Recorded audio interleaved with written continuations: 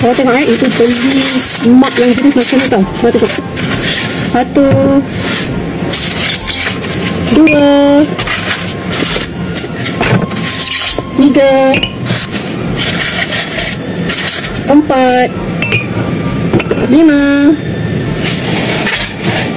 6, 7, 8. Kau cuba tengok ni. Lawa-lawakan mak dia. Yang ni bukan ni tau. Dia bukan orang kata macam plastik ke apa ke, dia macam seramik.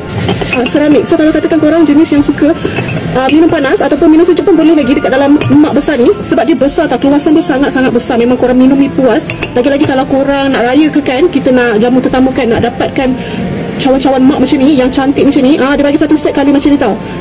Nampak tak? Cantik kan? Cantik lah. Korang dah ada belum? Ibu dah ada dah. Ibu ambil sekali satu set. So cantik korang kalau letak atas table banyak-banyak kan. So dia jadi auto cantik. So korang dah tak payah pilih lah. Korang nak colour biru ke, korang nak colour coklat ke, nak colour pink ke, semua ni korang dah dapat tau dalam satu set. Ibu rasa better lah daripada korang beli satu-satu macam ni. Better lah korang beli 8 kiranya warna 8 warna ni. Cuma yang ni dia macam sama sikit kan. Ini kalau apa ni yang gabus tadi tu. So cantik korang boleh dapatkan dekat beg kuning tu korang. Cantiknya besar pula tu. Cantik. So kita susun lah kat dalam lemari dulu ya. 1,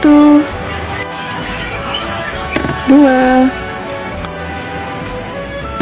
3, 4, 5, 6, 7, 8. So semua 8 ni boleh letak dekat almari dulu. Cantiknya.